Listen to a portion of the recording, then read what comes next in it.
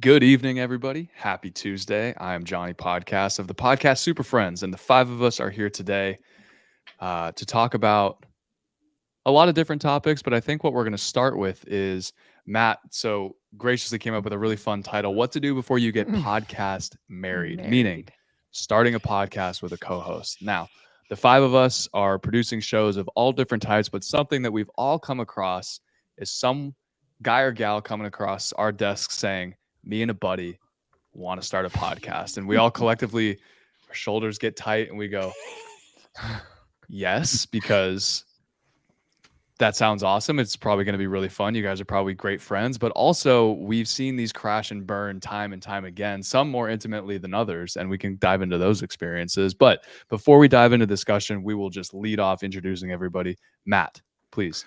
Matt Kundle, the Sound Off Podcast Company. I'm sorry, I don't even know my own company. The Sound Off Podcast Network, a derivative of the Sound Off Media Company in Winnipeg, Canada. David Yaz.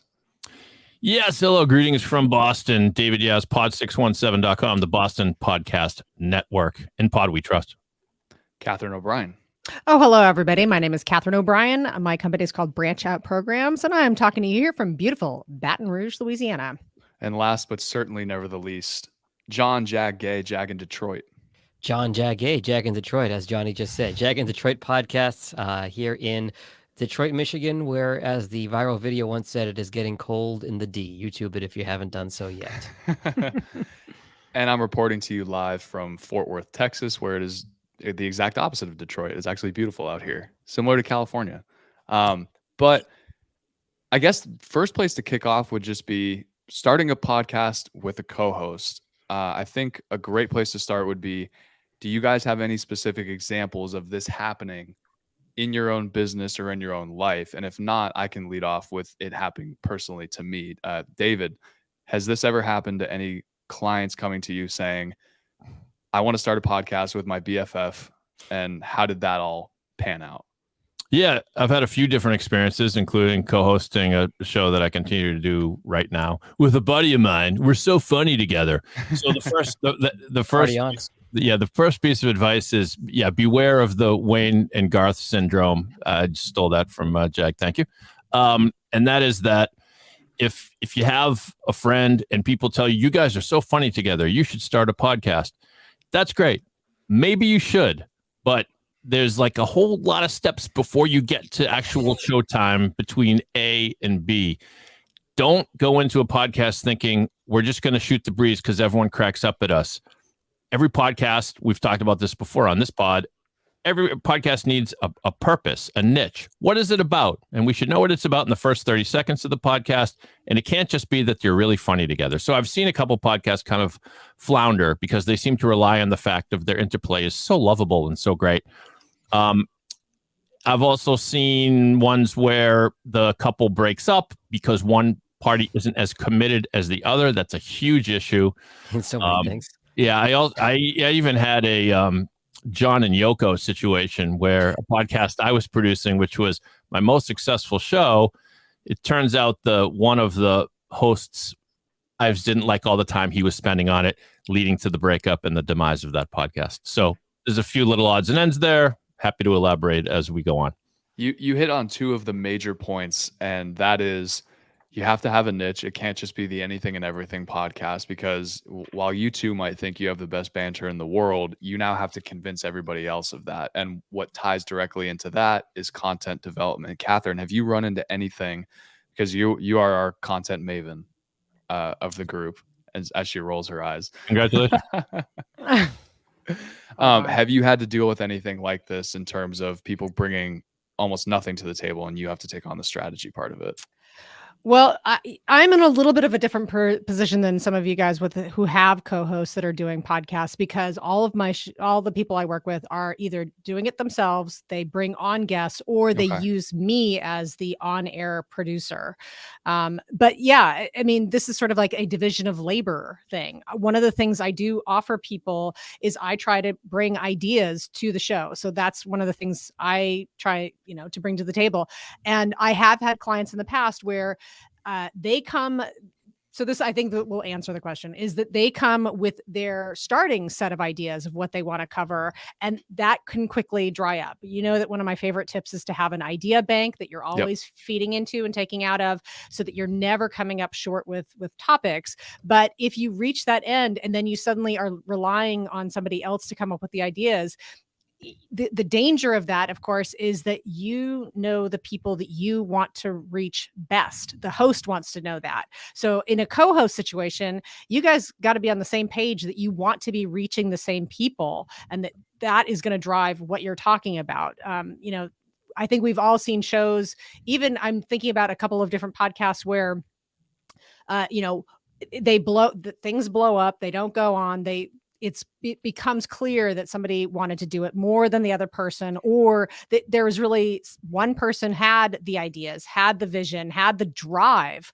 Drive is a huge thing when it comes to the co-host situation, and the other person didn't. So, I'm paid to come up with ideas, so that's part of my motivation. But really, you can never know as much as what the audience that you want to reach. That's really going to be the thing that drives what you talk about.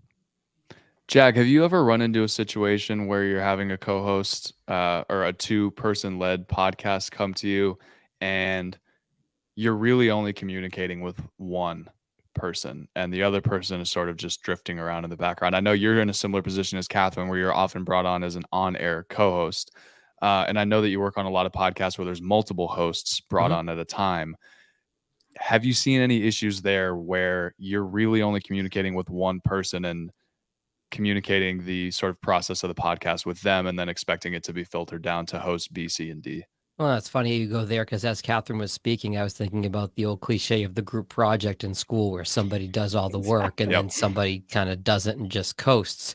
You bring up an interesting question, Johnny, because I think that situation can work. If you have somebody that is clearly delineated the point person on coming up with content and the other person is not, me as the producer or the or the co-host, whatever it is, if I'm exclusively dealing with one person but everybody's on the same page, that's okay. That's the key. But if there is a situation where, hey, there's somebody who isn't pulling their weight, that's where the friction comes. For some of my clients, I'm thinking of one client in particular who it's two folks hosting a podcast, and they brought me on as the co-host to sometimes just sort of set the show up and do the intro. Sometimes I'll jump in on air and make a transition. Sometimes I'll jump in off air or take it out after the fact and say, hey, we covered that. Let's go over to here. Maybe repeat that differently. And then they'll utilize my on-air skill set that way. It really is different for everybody. But again, the key is being on the same page. And Matt, tying the entire group together, consistency of release is something that I think is very important. Can you expand on that a little bit, of how important it is to make sure that both hosts are scheduling time together to record, making sure that they're both making this podcast a priority? Yeah, obstacles, and sometimes life gets in the way. So let's say a baby shows up and in one person's life, and that really can disrupt the schedule.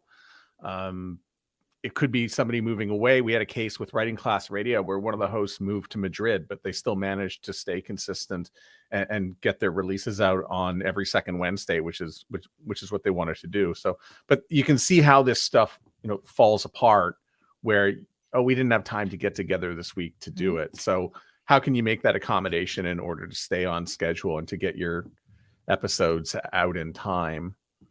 It is a commitment. And so if you're one person and you're scheduling, an interview show, that's pretty easy. But now you've got two schedules to work with, and so that sort of doubles the difficulty in a recording schedule. It really does. And there's a couple more points that I want to hit on, because I actually made this the topic of a newsletter probably a week or two back. And we hit on everything that I touched on there, but the last thing is you guys need to determine who is handling the technical side of things. It's one thing to sit down and develop all this content, have a great concept, and talk to each other, have all this great banter, but now we need to get it out to the world. And I'll use a personal example. So early on in my podcasting career, my roommate and I started a podcast, and it was sort of a podcast of convenience. We had really great banter. We both wanted to do this. I had all the equipment. and we were living together, so we could sit down and record at any time whenever we were home. So it was awesome, and it was a really fun time. But as time went on, it started to become and he's still one of my best friends to date. So this wasn't like a deal where we don't talk anymore, and the podcast led to the destruction of our relationship. It just kind of will we meet him at your upcoming wedding? He will be there. Excellent. And it just kind of fizzled out, and there's no hard feelings about it at all. But I was handling all of the equipment. I was setting up all the recording. On top of that, I was coming up with the majority of the content. Granted, he was amazing behind the microphone. It could just rattle off anything that I threw at him, and he was probably the driving point of why people tuned in, because he was so entertaining. But after a while, the weight of doing an entire podcast for the both of us, on top of the fact that I was trying to build a business as well, it just became too much. And then he moves out, he gets married, things like that, things happen, and the podcast eventually phases out. So if you are going to be starting with a co-host, the things that we all mentioned need to be ironed out: developing content, handling the technical side. And you don't have to learn production. You can farm it out to somebody else. Hire one of us to do your podcast. That way you guys really only have to worry about the content side of it. But you need to understand that there needs to be a goal for the podcast. There needs to be a release schedule. And like Matt said, building it into your calendars so that you're staying on task. Can I be a little bit more... Let's get to the end part. So when two people come and they say they want to do a podcast or get married to co-host this, I say, well, what's the divorce look like? Right. And I think you really should write out the divorce before your prenup. Yeah, exactly. Because I think stuff comes up. Who gets to keep the RSS feed? Who gets to keep the content? I know Jag is nodding along and probably has a story to tell about, Call Her Daddy. Oh yeah, and I'm not super familiar with the podcast, with the story, and maybe some of our listeners are, but Call Her Daddy was one of the most popular podcasts. I think it was a top 10 podcast, and it was under the Barstool Sports umbrella. And the two female co-hosts had, because they hit it so big, I believe, and don't quote me on this, but I believe there's a disagreement over money or salary, and the two co-hosts parted ways. And one went one way and the other went another way, and kept the Call Her Daddy podcast. But I'm not sure how difficult that was legally behind the scenes, because my guess is when these two women started a podcast, that they weren't planning on becoming millionaires out of the deal and didn't know they'd have this situation to deal with. So having that prenup, like you said, Matt, is just so important. I can color in a little bit there. And Catherine, feel free to jump in after. Essentially what happened is the blonde woman, Alex, who is currently the Call Her Daddy sole host now, her co-host, Sophia, I think her name was, the brunette. She started dating some guy who was working at HBO Max, and he tried to pull both of them away from Barstool because they had signed something like $70,000 contracts at the beginning to do the podcast with Barstool. And then they blew up and they became millionaires overnight, essentially. And so they tried to rework their negotiations, and Barstool was being open to that, of being like, yeah, you guys are the top podcast at our company. Of course, we're going to give you new contracts. All the while behind the scenes, the brunette and the boyfriend were planning on taking the podcast and moving it over to whatever HBO Max version of podcasting was, whatever company they own. It all blew up. And an interesting wrinkle in there is Alex, the girl who's currently the Call Her Daddy host solo now, she was doing everything from the jump. The other girl was sort of just there. So while she was contributing far less to the podcast, she tried to take all of it. And then eventually she said, you know what, legally this is becoming too much. I'm going to try and gamble on my own. And we kind of gamble on going on my own. We all saw how that panned out. Everyone knows Alex Cooper and Call Her Daddy. Nobody else knows this other girl. Well, and don't forget, Dave Portnoy came in and said, actually, we own, Barstool owns Call Her Daddy. And that was like that's right. You are not the owners of this show that everybody recognizes with you. And, back to the prenup idea is, I know that there was in podcasting 1.0, you have to remember, for some people, this is a business arrangement. Mm-hmm. So if things go wrong, who is Libsyn going to say is the show owner? If you have access to the password and a particular email, maybe you're the owner. And somebody who thought they were in a 50-50 relationship suddenly is not. Especially, I don't know how some of the other, like the crowdfunding sites might work, but if money is involved, you have a business relationship, and that is going to change the dynamics of all of those pieces pretty fast. Yeah, and what if there's a Patreon where there's, extra exclusive content coming out, and that's a lot of revenue that's coming in? Jack, go. I was going to say, to take off of Catherine's point, so I host my shows on Simplecast, and I spent a really long time sitting down with the tech guys from Simplecast at Podcast Movement. In fact, I skipped a keynote for it, and I'm so glad I did, because I got some real great one-on-one time with their tech team. And the way they explained it to me is the owner email address is the one who owns the show as far as they are concerned. So I've had situations where I've either taken over ownership or given up ownership to a client, or they're not a client anymore, whatever the situation might be. So from Simplecast's perspective, as the host, they need an email from the host or from the new host saying, we want to change this show, and they need confirmation from the other email. So they have all their ducks in a row, and they keep everything on file. So if there's any question about it, it's all, so they have a paper trail based on who owns the show. So you want to think about that from the technical hosting perspective, as well as the point everybody else has been making, of course, about the financial perspective. Exactly. David, how would you, because not only do we have hosts listening to the show, but we also have people working on the production side, engineers, editors, people like that, people that aren't doing what we do for other people.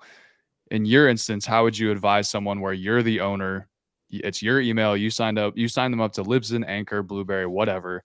They're not exactly tech savvy, so they're having you handle all of the editing as well as uploading and management, release, things like that. Then they have the divorce. How would you handle that because you don't want to get stuck into a legal battle? And I'm gonna ask you to dust off your law degree. Well, how would you handle that? Because you want to remove yourself from any potential issues, because you got to get on with your life. Yeah, I guess it depends. The super safe thing to do would be to have it in writing beforehand, but if we all are honest about things in the podcast world, that usually doesn't happen, because you usually just want to get rolling. The podcast business is still kind of an informal one, and usually you don't have to deal with this stuff. But if and when you did, I can tell you the divorces that I've had, the way it usually pans out is you end up having a closer relationship with someone. It's usually one of the two people that comes to you first. And then that kind of sorts itself out. The absolute worst nightmare scenario would be if they're both going to you, and at that point, I hate to sound defeatist, but I think you wash your hands of it and you say, I'm sorry, I worked for you, you paid me to produce this podcast, I'm done. You figure it out. Tag them both in an email and say, here's the login info. Do with it what you will. Give them all the audio. Here it is. Whoever reads it first and changes the password. Don't drag us into it. I think that's the only way to go. Matt, having that conversation with people, because a lot of us as producers, we want things to be flowery and sunny. We want this all to work out because we get paid ultimately to produce the podcast. So we want to paint things in as positive of a light as possible. However, you took the more realistic approach. You're clearly the most mature of the group, and you're saying, what if this doesn't work out? How have those conversations gone in the past? Have they soured the potential starting point? Have they led to an ultimately successful podcast? Is there anything in there? No, I think you get resolution right away over, who's going to be able to do what. I mean, I've done morning shows before where I'm the program director, and this is the talent who's going to come in. And it really comes down to role definition. I think these are conversations you should have before you start. Who's going to be responsible for what? And then just throwing out a question like, hey, who gets the last call if you guys have a disagreement?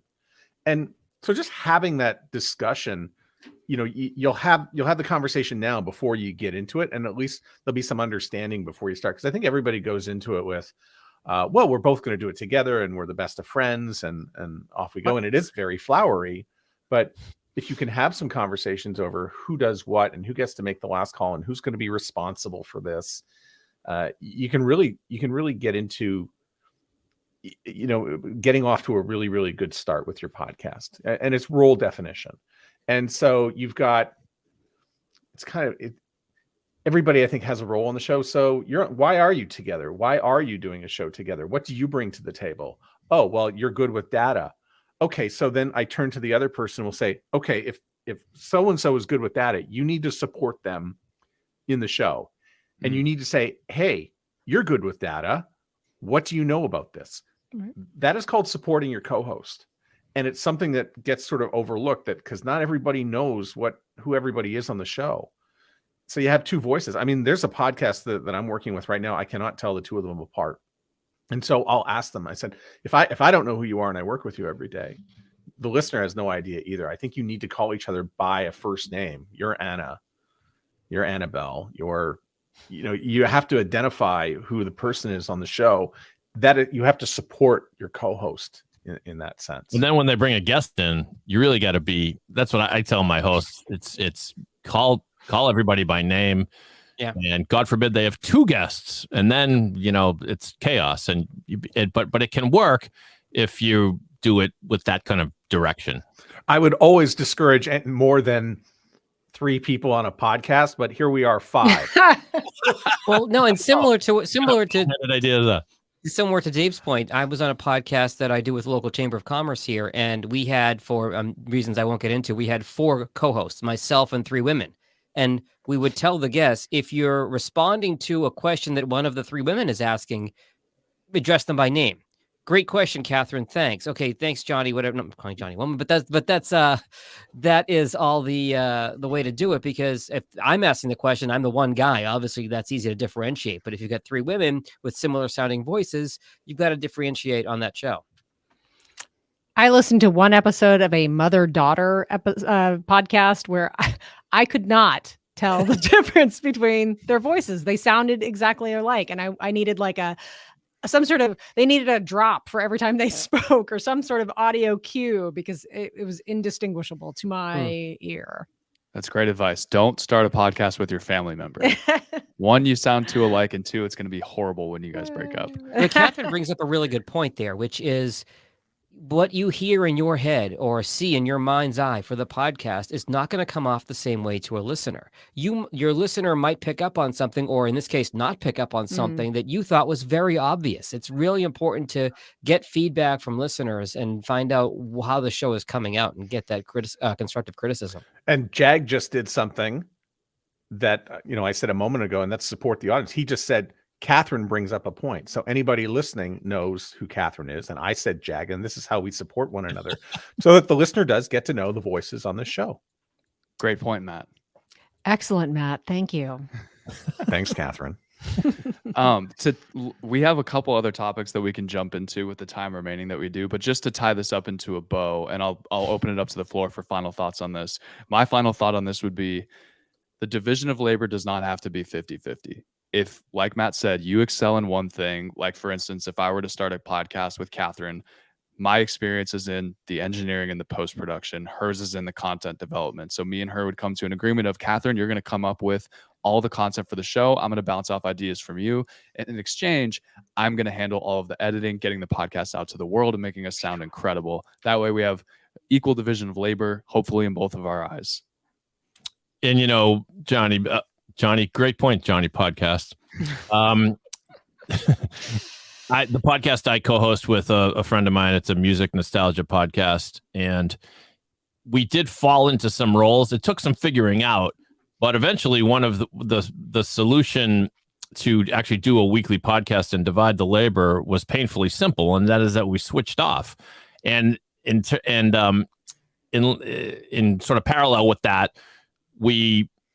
I don't want to get into this whole thing because it's not a plug for my podcast, but we did something different on the off weeks. The off weeks, you kind of knew this is a Dave week and this is a Milt week, and maybe it's as simple as that. But I agree, and we all hate to think about the divorces. I know you're going to get to some other topics, Johnny, but don't forget to share feedback along the way that with your co-host. Things that if you thought there was a moment that didn't work, tell that person.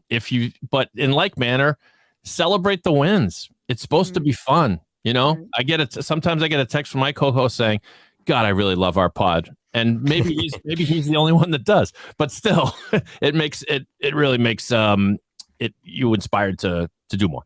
That's all. I'll come back to a point that Rob Walsh from Libsyn made at Podcast Movement last year in 2021.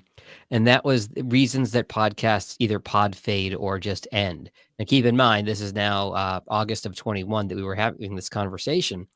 One reason is they are misled about whether they're going to make money. And after about a year or so, they say, hey, we're not making money at this thing. They did not listen to Matt Kundle, and they end up stop doing the show. But another key reason is, like we're talking about here, a divorce. There's a falling out with the host. Either it's a friendship falling out, a work falling out, for all of the reasons we've just discussed over the last 25 minutes. That is one of the top reasons that a podcast will end, is some sort of disagreement or falling out between the hosts. So it's a real thing, and I'm glad we're addressing it today. Or both, John Jag, Jay in Detroit. The one co-host has an expectation and the other has a different one, because I think it's common. It's like, well, I thought we were just doing this for fun. It's like, well, maybe you are. I'm trying to get out of my job, and this is going to be my big ticket here. Right, yeah. Catherine, Matt, final thoughts on this? You don't have to have final thoughts. I'll throw out again. Just just keep in mind there is an ownership component that you should be mindful of, especially if your aim, or if you are successful in monetizing, then just to know that you want to make sure that you have those that relationship clearly defined and understood by everybody. Don't let things get to a point where you're going to have a fight. I think you got to air it out early. I think it's one of the things that I took from working with morning shows and having a regular meeting. I mean, of course, it was every day at 10 a.m. But but have it out and say, if there is a problem in the show or in the process, don't let the resentment build up. Just get to talking about it and resolve it quickly. And that way you don't have the big blow up. Matt Kundle, part program director, part marriage counselor. Oh, listen, you got to be to be a program director at a radio station. You're a psychologist. You're a therapist essentially every day. And listen, I mean, in radio especially, I think some of the best morning shows you have a codependent relationship with your morning show partner. In podcasting, you don't have to be there at the same time every day. Yes, we want to, release these episodes consistently, but, make it an interdependent relationship if you can, not a codependent one, because things will build up and so will the resentment. So Matt, if we're going to have a big blowout though, should you do it on the air? Is that just good? That's good content, baby. That's conflict. It might be. It might be. Hey, go ahead and record it. See what happens. So the plan was to do this topic for the full hour, but an article came out just today that all of us were emailing or tweeting about, and this is not your typical company X has acquired this podcast, or Joe Rogan has done something stupid again. Podcasters, this is the title of the article.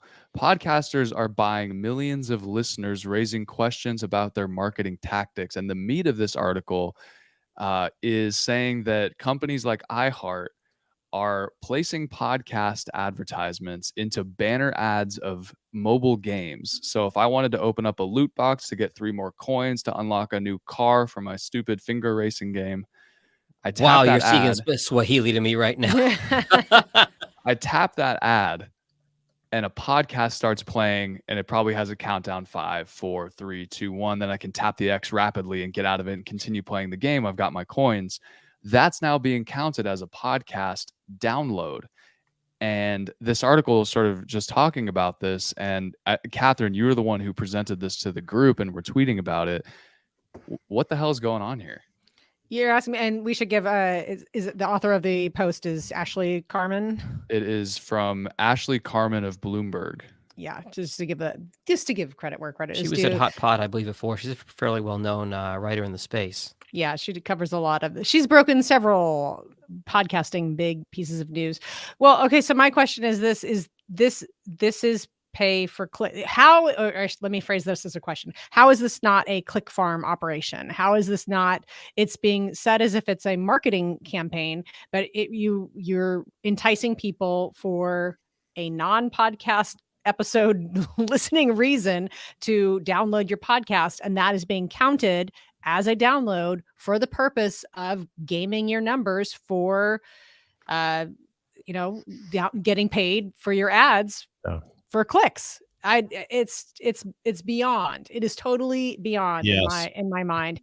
And what I'm also I don't have this quite thought out, and maybe you all can help me do this, is I'm really getting very tired of people who are supposed to be leaders in our industry who are doing things that they don't add, that they are not being transparent about.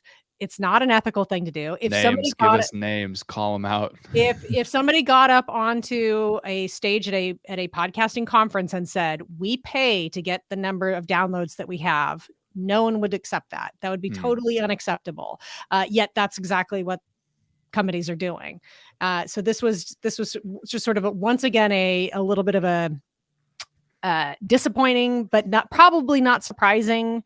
I'm the one who always says, whenever I hear people's download numbers, I just think lie. That's my first thought.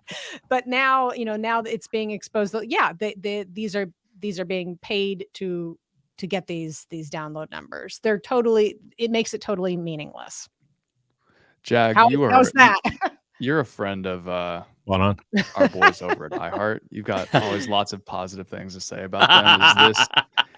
Is this surprising to you in the least? What are your thoughts?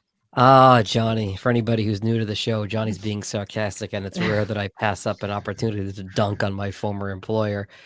This actually tracks with something we talked about last month that was one of my key takeaways from Podcast Movement this year, that iHeart is not selling branded podcasts to companies based on number of downloads. They're not selling it based on production costs. They're eating the production costs, and they're essentially selling the podcast as an ad buy. And they're saying, hey, we're going to have you buy so many impressions across our different platforms, and then in exchange, we'll produce the podcast for you. So that left me thinking, okay, well, what does that mean? Does that mean, okay, in-app ads? That, of course, means over-the-air radio ads. Does that mean outdoor billboard ads? Clearly, we've now broached another topic here, which is, if this is true, it's pretty sketchy. I think this is one of those situations, and maybe I'm being, overly optimistic here, but people's BS meters are high. These things tend to find a way to even themselves out. There's always somebody trying to help you game your way to the front page of Google. And if you get to the front page of Google, obviously that's where it's at. But Google usually figures out how people are cheating their system and punishes them for it. Right. Same thing with Apple and their system. I think if this is as prevalent as Ashley Carmen says it is, this is going to be quickly course corrected by the industry. And I think we'll be out of this little hiccup soon. That's my personal opinion. I could be dead wrong. Matt, you just pulled up a clip of the article. Do you want to read that out for our audio only listeners? I did not bring my glasses, but I can still try to squint through this. Podcasts typically rely on downloads as the primary metric for ad sales. When an individual taps on an in-app play button on their mobile device, an entire episode begins downloading so that they can listen to it, even in the absence of a good internet connection, say on an airplane or in the subway. An episode's ads are inserted at that moment of download, meaning that even if a consumer only listens to 10 minutes of a 30-minute show, the mid-roll ad at the 15-minute mark is often ready to be heard, not to mention counted by the sales team. And that leads into a quote that I have from the article where they, the author of the article reached out to someone named Larry Chiagua, who is a marketing professor, and he said, quote, "Not all impressions are created equal. I'm not saying that this tactic is not ethical or illegal, but it raises issues. If someone is trying to play a game and that's the purpose of this interaction, they may just be eager to play the game and are not interested in the information being shared." I would disagree with Professor Larry over here. I would say that this is absolutely unethical, because if I'm a company reaching out to a podcast and saying, I'm going to pay you $10,000 to advertise on your podcast, and the host come back and says, we're actually going to charge you $20,000 because our downloads have spiked over the last 6 months, but we're not going to tell you that half of those downloads came from that we planted the ads on Subway Surfer like iHeart did over there. And I would say that's extremely unethical. And for him to say that he doesn't, for him to play neutral on that, I think is just total bull. Yes. And so, I mean, listen, we're disappointed because, there's trust in the podcast space, and it gets eroded every time something like this comes up. What are we supposed to do? We're supposed to, I heard that podcast ads were fraud. That's what we have to put up with that. Right. We didn't do that.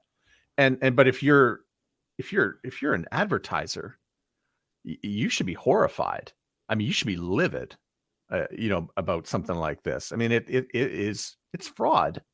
It's what it is. You're gaming the system and you're running the numbers up. And, like that piece I just read, the mid-roll didn't get to the ears of anybody. But you're still paying for it. And someone's paying for that. Matt, it's a great point, but you just kind of hope that you reap what you sow eventually. And there are advertisers that make buys just simply based on download numbers, but there are also a raft of advertisers that, when approached by a podcast saying, "Would you like to advertise with us?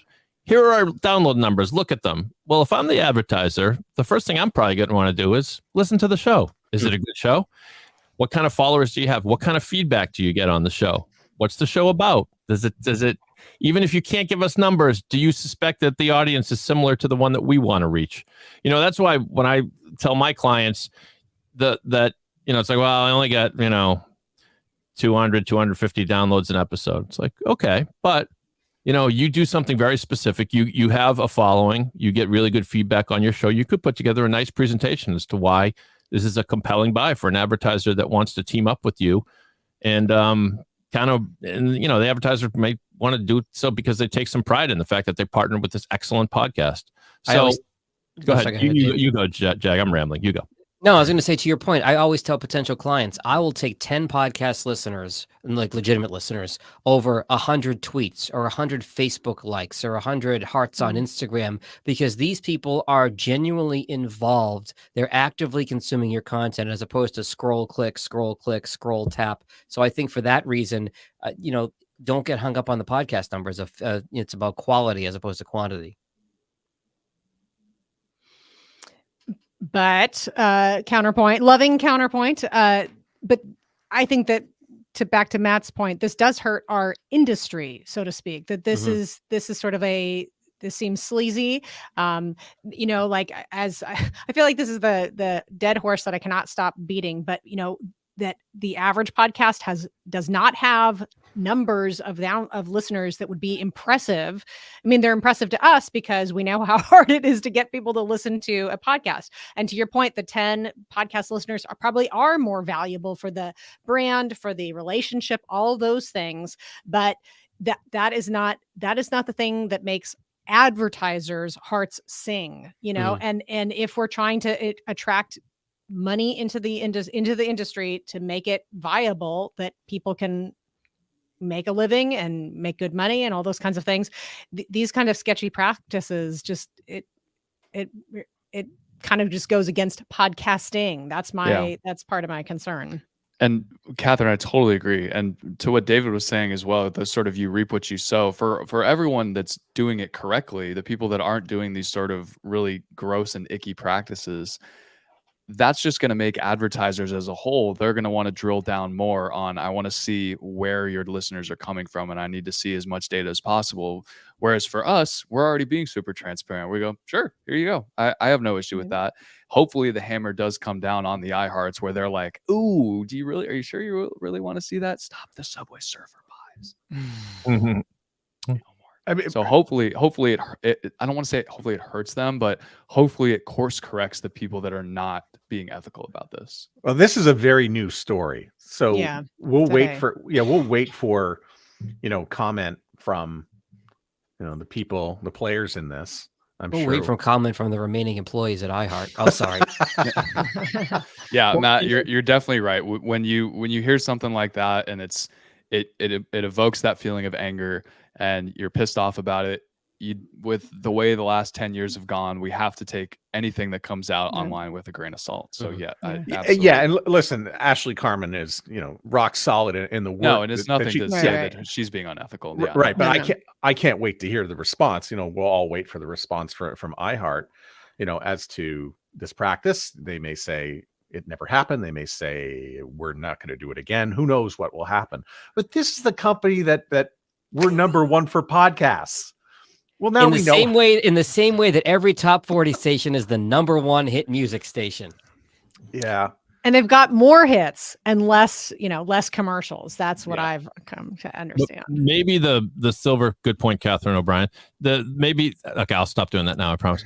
But I'm supposed to keep doing it. But maybe there's a silver lining here in that it kind of throws the whole I've got millions of downloads things into the trash. And maybe some cynicism about big download numbers is appropriate. And maybe some of those other factors that I mentioned earlier are better to sell a podcast. Let's all remember that, all of the vast majority of podcasters are never going to get up to 10,000 downloads per episode, which is I don't know if it's still the magic number to get an ad agency interested in you. So what do? Create a great show, find your audience, and find someone that will partner with you in selling to that audience, no matter what size they are. Right. The sponsorship versus the advertising model. That's absolutely true. David, yes. Thank one you. Of my favorites. One of my favorites. Let me just, Jag, I'm older, so I'm going to forget this quicker. I used to work for a legal newspaper, and we had a circulation of maybe about 10,000, which was great. But we also sold sponsorships to our events. Now, who was at the events? They were important people, but there are only 300 people in a room. And there are companies that would pay $10,000 to be the gold sponsor of that event. Think of your podcast that way. It's a great way to look at it. Good way to think of it. An example that I may have mentioned on the show before is Joel Saul-Sehy, who does the Stacking Benjamins podcast, used to be based here out of Detroit. He just started this little financial podcast, and he was at an event, and he was talking to the guys at the Fidelity booth. And they're like, hey, he said, hey, do you want to sponsor my podcast? And podcasting was pretty new back then. And the guy from Fidelity said, okay, what's that going to cost us? And Joel said, I don't know, $100. And Fidelity said, $100? Sure, here we go. So now he is the Stacking Benjamin podcast, sponsored by Fidelity, and got a ton of street cred in the financial industry by doing it. Smart. Oh, yeah. And probably so much more goodwill and sort of I trust this podcast to any random person that might stumble across it. They see the word Fidelity on it, and they go, oh, this is the real deal. These guys know what they're talking about. That's absolutely true.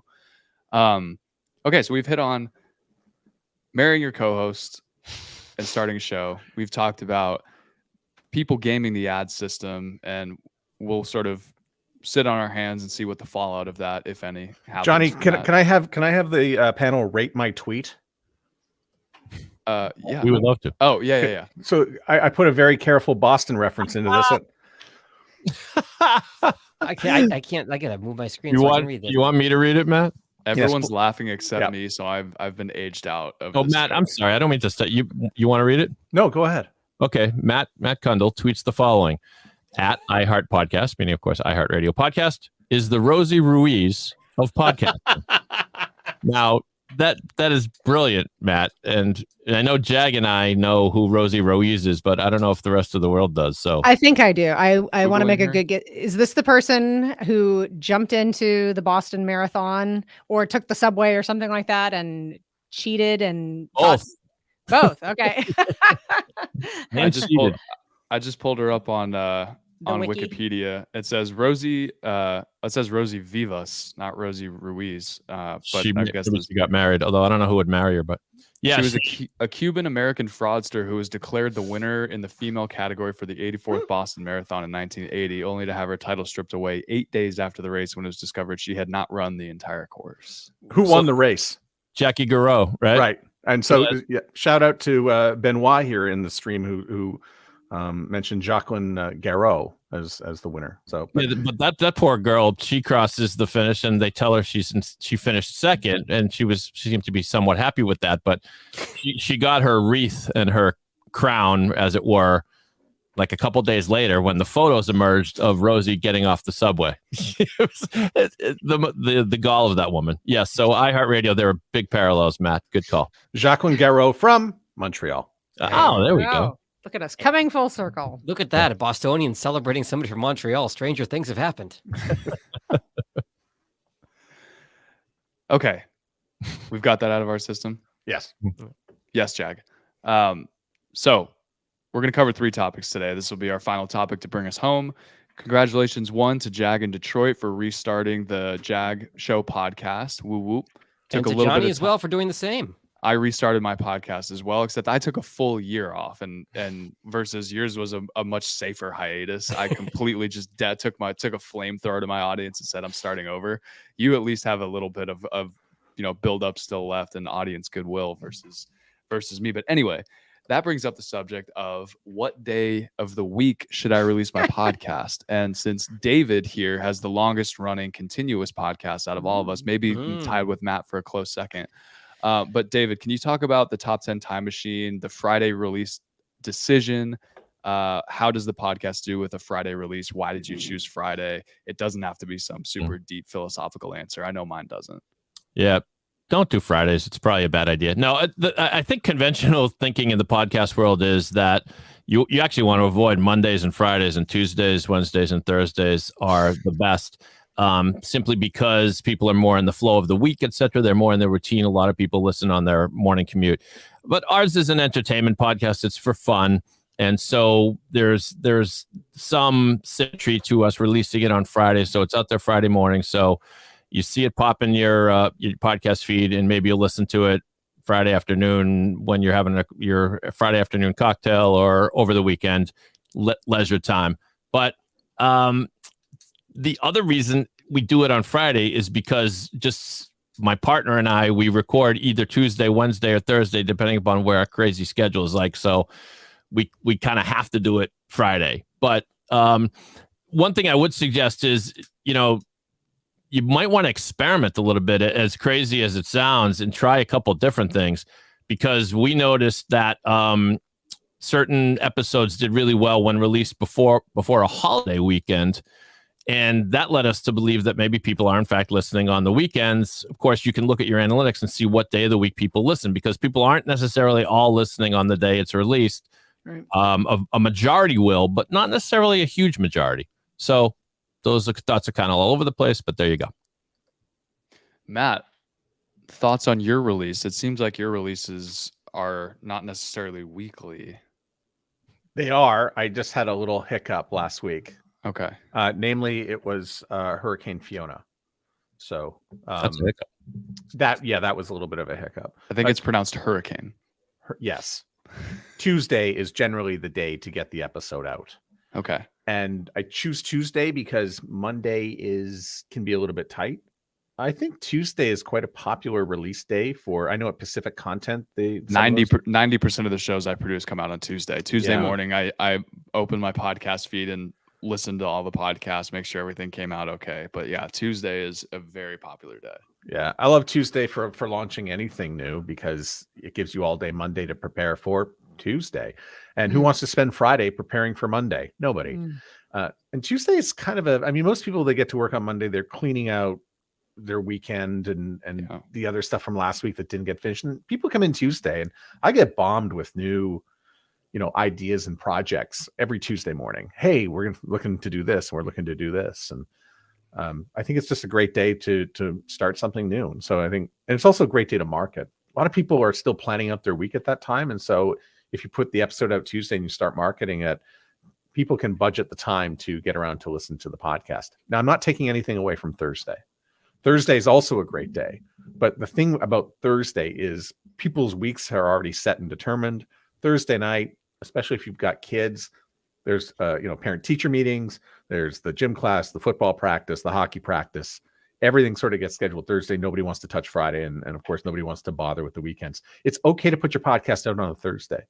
You just got to market it twice. So, promote it on Thursday and Friday, and then come back and do it again Monday.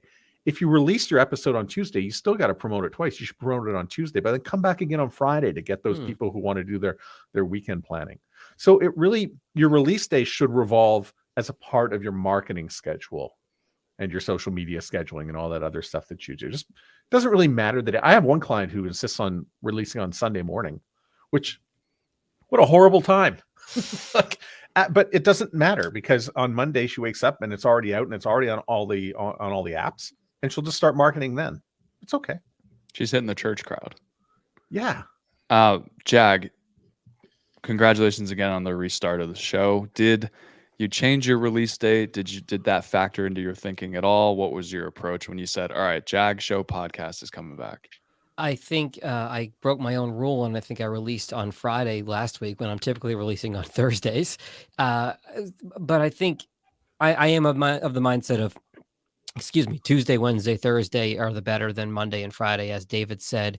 Matt may be onto something with the Tuesday, but for me, in terms of my workload, if I plan on a Thursday release, that gives me Monday, Tuesday, Wednesday. That gives me some flexibility during the week to read the news, figure out what my angle is going to be, figure out what stories I want to cover. And then I generally record it on Thursdays, and it's only a 5 or so minute show, but it does take an hour or two to produce the audio, produce the video, get it up everywhere. So I try to get it out by the end of the day on Thursday, but then I allow myself a buffer to get it out on Friday if everything hits the fan work-wise on Thursday.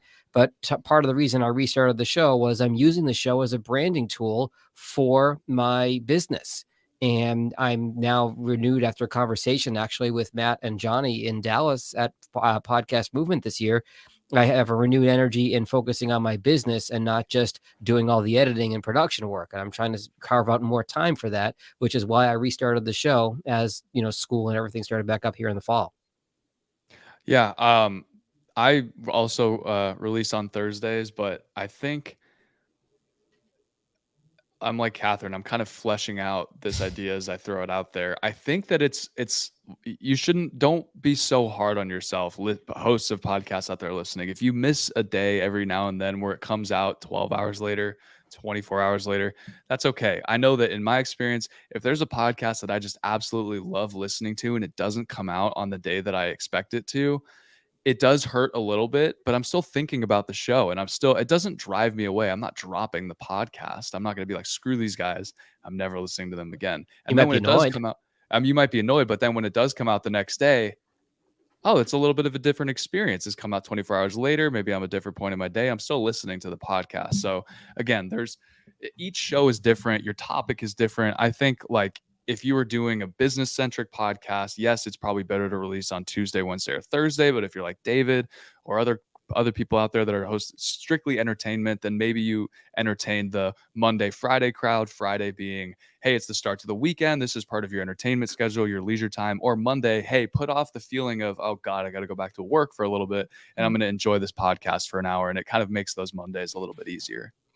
Johnny, I'm going to use your comment here to step on what I wanted to share, which is this is a perfect example of one of those that I have completely released my apprehensions or my preconceived ideas about what is the best thing to do. Because I know when I started listening to podcasts, every weekly podcast that I listened to came out on a Monday or a Thursday. It was sort of like an unwritten rule that was when they came out. And we listen to people who are saying like, oh, this is the prime time when people are listening to podcasts. Okay, I'm done with all that. I don't. The point is to get it out. Like, just get it out. If you can be consistent and do it, great. The most important thing is that you get it out. So I have let go of these beliefs like, oh, Thursday's a better day or Tuesday's a better day. You're going to get this and because like Matt's point, it's a market. You have to market your podcast regardless. The people who are subscribed or follow your podcast are going to get it automatically when it is released. That you don't have to worry about that. The people you do have to worry about are the non-subscribers, the significant number of people who might listen to your show who aren't signed up and aren't following your show. So that's a marketing activity. So it doesn't matter what day it comes out. It matters that it is out and that you do all the things to put it in front of as many people as you can. Can I talk about myself again? Please. Sound Off podcast. So I mentioned that one of the episodes I recorded, we had a little technical issue, and then it got stuck in Hurricane Fiona. And so I had no episode. And then I recorded one on Friday with Fred Jacobs from Jacobs Media. And I said, screw it. Let's just put it out because it's just sitting here and it's ready to go. And out it went on a Saturday morning, which is a very unusual time to do it. But promoted it a couple times, and then Fred is very good about promoting it, so he gets to work on Monday, and now it's like we have a brand new episode. And right. 30 days from now, which is really the time you should be looking back to go, how did this episode do? When you look in the rearview mirror, you're not even going to know what day that the podcast was released on. Right. Exactly. Now I'm not saying release it whenever you want. I think it's important to be consistent. I Right. really, really do. I absolutely think it's important to be consistent. But 30 days from now, you're not going to see the effects of it necessarily. Maybe even more. Yeah. More important than what day is consistency. Maybe even more important than consistency is communicating with your audience. And, you know, if you the whole point is to build a relationship with the audience and interact with them, right? Mm-hmm. So in our music podcast, I just knew I was up in Maine and I was going to try to record the podcast remotely. It was a terrible plan. It didn't work. Did have a podcast, just like you, Matt, I was stuck. So I wrote a poem about the podcast and recorded that. It was all about 90 seconds of an episode, but I posted it and I said, I'm really sorry. I'm stuck up here in Maine, everybody. I hope you understand. We'll be back next week, regular time, And, you know, I mean, I don't know how many people listen to just that poem thing, but at the very least, your listeners will be like, all right, we forgive you, you know, and we'll see you next time. And to say, you know, like what Johnny was saying, there's podcasts that is part of my routine on a particular day. And I do get it, you know, that, where is my episode? I have that same sort of angst and, you know, I want to listen just because that's my thing that I do on Monday mornings or whatever. And it's not to get rid of all those things, but it's not to get hung up on this idea that if you don't hit that day or you don't hit that time, that somehow you've missed it. The most important thing is to do it and to get something out there. That's really what I was going for. I readily admit that I get very, very cranky if I don't have the episode released. So I got to Thursday last week and I was just cranky. Yeah. All right. I think that about does it, everybody. Unless that sounded like everybody's final Once thought. again, we have solved all the problems of podcasting. Yes, we have fixed podcasting in just a short 56 minutes. So, rounding it out, Matt, where can people find you? We'll release the next episode when we feel like it. Whatever. Yeah. Who's gonna be the one to put this up on those gaming apps? Yeah. I got some friends at iHeart that I think are still my friends. I'll call them. That's a great idea. Oh my gosh. Matt, where can people find you online? What should people check out online that you're doing right now? Soundoff.network. We have a whole bunch of podcasts up there. We create podcasts for businesses, entrepreneurs, personalities, and for you. Catherine O'Brien. Catherine O'Brien. You can find me on Twitter and Instagram at Hello Catherine O. I'd love to see you over there. My company is Branch Out Programs. And I just want to use this plug to say the 5th season of Smidgen, the cooking podcast that I work on, launches season 5 next Thursday on a consistent day every Thursday. So you'll enjoy that. And I'm really excited for all the shows that are going to be coming out there. Jag. John Gay, Jag in Detroit podcast. Our unofficial slogan is nobody knows your story better than you. We help you tell it. JagInDetroit.com or anything on social, Jag in Detroit. Filthy slogan. David. Filthier than in Pod We Trust, which is the slogan of pod617.com. The Boston Podcast Network would love to help you become the next big podcast star. And since Catherine plugged her pod, I'll plug mine, the music one I can't stop talking about. Past 10's a top 10 time machine. We go back in time and look at the Billboard top 10 hits. You can find the pod at timemachinepod.com. And I'm Johnny Podcast. Go check out my podcast, Pod Logic. 2 words, Pod Logic. It's me. Sometimes I do interviews, but the goal of the show is to help you become a better podcaster, whether you're a host, whether you're a producer, whether you're working at podcasting in general. We have been the Podcast Super Friends.